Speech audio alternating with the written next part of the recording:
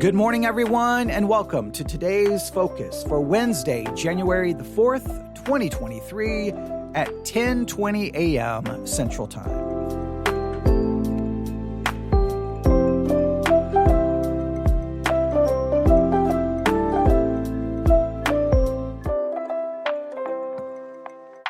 For today's focus, I want you to imagine the following scene. There is someone laying in a bed, and they're fast approaching the end of their life. Now, when they speak, it's just barely a whisper. They don't really have much strength left. The end of their life is coming fast, and they're struggling to breathe, and they finally speak. And they say, I love you, Lord. I love you, Lord. And sometime later, they pass away. Sometime later, they die. Now, when you imagine that scene, what do you feel? What emotions do you have? Do you look at that as a beautiful picture of someone who obviously loves God so much? They love the Lord so much that with their last breath, their very last words is just a confession of their love for the Lord. In other words, the Lord is so important in their life that's what they want to use their last words for, their last breath. They want to basically confess to God, I love you, Lord, right before they slip into eternity. Do you find that beautiful? Do you find that powerful? Do you see that as a confession of this person's devotion? What if I was to tell you those were the very last words spoken by Pope Benedict right before he passed away? Pope Benedict's last words, according to his bedside nurse, was, I love you, Lord. Does that change your emotion? Does that change your feeling? Does that go from, oh, how beautiful, to making you feel sad? Does that make you feel conflicted? Do you have any emotional response? Now, early this morning, when I read that news story, that Pope Benedict's last words were, I love you, Lord, I found myself struggling. I found myself greatly conflicted. It bothered me greatly. It really did.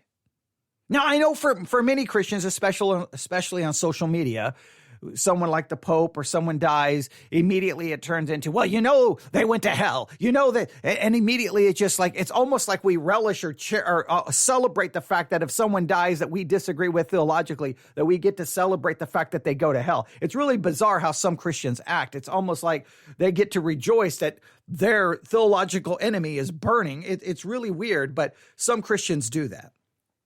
Obviously, for me, I try my best to take the approach that when anyone dies, believer, unbeliever, it doesn't matter. It's a sad thing because someone created in the image of God, they drew their last breath and they slipped into eternity. And yes, I do believe the Bible teaches that it's either heaven or hell. So that makes it even more somber. It makes it more meaningful. It makes it more significant. And I don't understand how some Christians can be so flippant and they're like, well, they went to hell. I can remember when a very famous pastor, his son committed suicide. And the Christians on the internet at that time was saying, well, his son died because his theology is garbage. And well, his son probably went to hell because his dad's, and it's just like, there was no compassion. There was no brokenness. There was no love. It's just like, oh, I don't like them. Well, they're going to get what they deserve. And it's like, what is in the minds of a believer that when someone dies, they see it as an opportunity to declare some kind of theological victory? I'm not a fan of that approach. Or, and I just don't understand that. It's a horrible thing. I mean, death is, it brings the end of this life, but the most significant part is what happens next, because what happens next lasts for eternity. And that's never something to be celebrated. That's something that is that's so profound and so significant that it's hard for me to even contemplate sometimes how to process that. Someone was alive and now they've entered into eternity. And as much as I get bothered by how many Christians handle that, at the same time, I am painfully aware of the fact that when someone dies, they do enter into eternity. There is a heaven and there is a hell. The Bible seems to be emphatic about that. I don't think there's any way to read the Bible and draw any other conclusion. And here's the hard part about that. Our emotions in regards to a person dying and entering into eternity has no bearing at all on where they go. No matter what we feel, no matter what we want to say, we can sit there and say, yes, they went to heaven, and we can comfort ourselves and convince ourselves. But the reality is it's beyond our control. Our emotions doesn't change anything. And our declaration of where they're going doesn't have any bearing on it at all. We don't make the determination. And I've seen Christians fall into this trap that, especially if it's a loved one, we immediately try to say, well, of course they're in heaven. Of course they're in heaven. Of course they're in heaven. We will, in fact, people who they can hold to a strong theology that basically says you're not saved unless you do A, B, C, D, E, F, G. Find a way to throw out all of those requirements when it's a loved one. But but our emotions have no bearing on a person's salvation. What we want has no bearing. And that salvation is not determined by any human emotion or sentiment or anything like that. Salvation seems to be determined by the finished work of Jesus Christ alone and our faith in that finished work alone.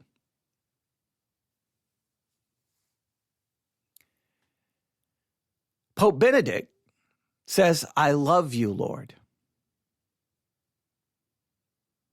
My human emotion says, here's someone who obviously I disagree with theologically completely, but someone who gave their life to serving the church and in their minds serving Christ. Whatever we may agree or disagree with what they've done, I mean, obviously their life was filled with sin, just like all of our lives are filled with sin. But it shows that at the end of his life, all he could think to say was, I love you, Lord. So there's something powerful about that. But here's what I know. Salvation isn't determined by that, is it?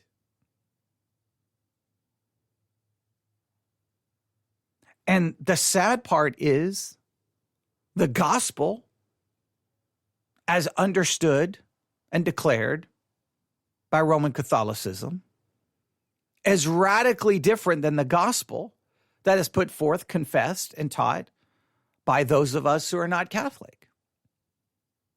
If we go back to the Council of Trent, they declared an anathema upon anyone who says that salvation is by grace alone, through faith alone.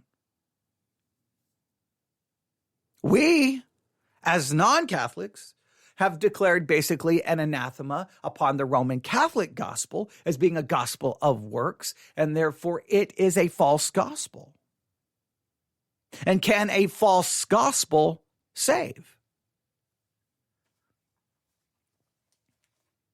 Galatians chapter 1, we read these very somber words. Galatians chapter 1, I'm going to read it from two different translations. Verse 6, I'm amazed that you are so quickly turning away from him which called you by the grace of Christ and are turning to a different gospel. Not that there is another gospel, but there are some who are troubling you and want to distort the gospel of Christ. But even if we or an angel from heaven should preach to you a gospel contrary to that we have preached to you, a curse be on him. As we have said before, I now say it again. If anyone is preaching to you a gospel contrary to that which you received, a curse be on him. Those are strong words. Let me read those same words from the King James. They even have, I feel, more of an impact. Galatians 1:6, I marvel that you are so soon removed from him that called you into the grace of Christ unto another gospel, which is not another, but there be some that trouble you and would pervert the gospel of Christ. But though we or an angel from heaven preach any other gospel unto you than that which we have preached unto you, let him be accursed. As we've said before, so now I say again, if any man preach any other gospel unto you that you have received, let him be accursed. Let him be basically anathema. Let him be damned. Now, my human emotion, my emotion says, Pope Benedict says, I love you, Lord. I mean, come on, that has to be something. But isn't it frightening to think that possibly someone could say, I love you, Lord, and really love the Lord in some way, but yet be eternally wrong when it comes to salvation? That just messes me up. Like my mind just has a hard time with this. Now, I know others are going to be like, oh, whatever, blah, blah, blah. He went to hell. And like, I don't understand that mentality. That's disturbing to me. I love you, Lord. I'm not going to call into question that he loved the Lord. What I'm going to call into question is he loved the Lord, believing that the Lord's salvation was an infused righteousness and not an imputed righteousness. It was a gospel that required all kinds of works and sacraments to possibly just keep you in a state of grace. And then when you die in a state of grace, you go to purgatory to be purged so that one day you could ultimately enter into heaven. A whole system of works that seems so contrary to the gospel of believe on the Lord Jesus Christ and thou will be saved. For God so loved the world that he gave his only begotten Son, that whosoever believeth in him should not perish, but have everlasting life.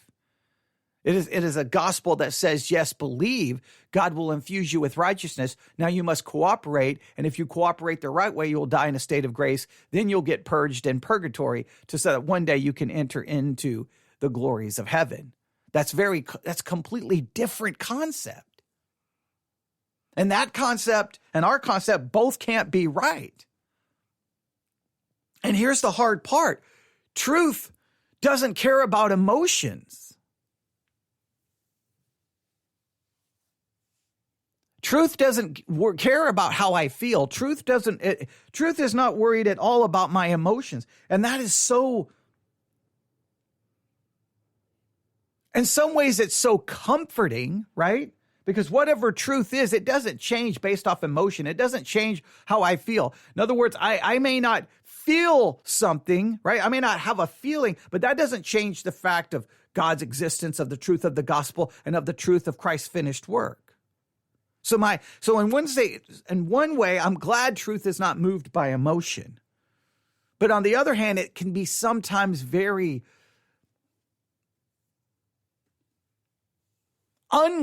sometimes it can be almost like a slap in the face because truth isn't concerned with my emotion.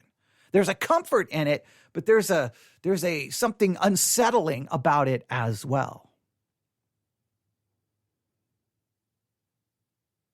See, if I imagine that scene, if I would have been in that room with his bedside nurse, and he just speaks, Pope Benedict, and he says, I love you, Lord.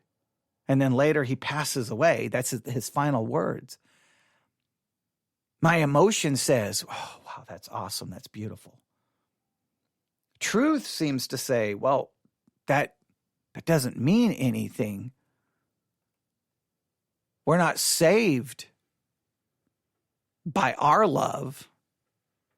We're saved by faith in the finished work of Jesus Christ alone. So if you have a wrong gospel, what does that mean? Now, on one hand, this is very important. When it's someone who's not a part of our family, when it's someone we disagree with theologically, it's easy to be so strict and yes, this is the gospel. That's a false gospel. They don't go to heaven. It's easy to be so bold and strict because we don't have that emotional tie. But if that was a loved one of yours or of mine, and they say, I love you, Lord, but their gospel was completely wrong, would we be so strict at that moment? Or would we change the rules so that we could convince ourselves that our loved one is in heaven?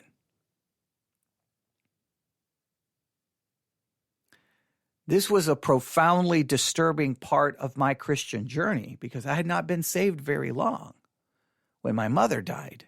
I was young. She died unexpectedly. Nobody knew it was going to happen, an aneurysm. 39 years of age? Nobody saw it coming.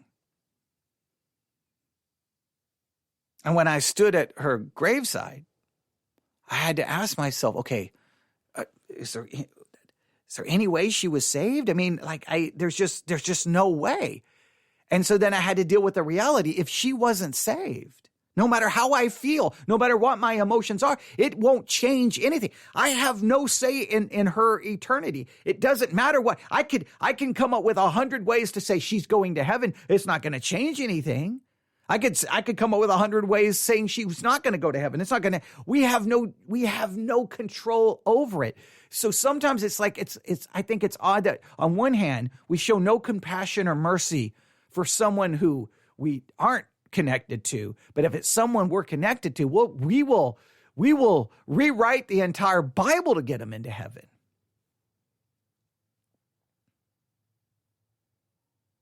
Pope Benedict's last words were, I love you, Lord. How do you process that today? How does that make you feel? Because there's only one gospel. There's not two. And only one can be true. And only the true one can save. That is today's focus for Wednesday, January the 4th, 2023.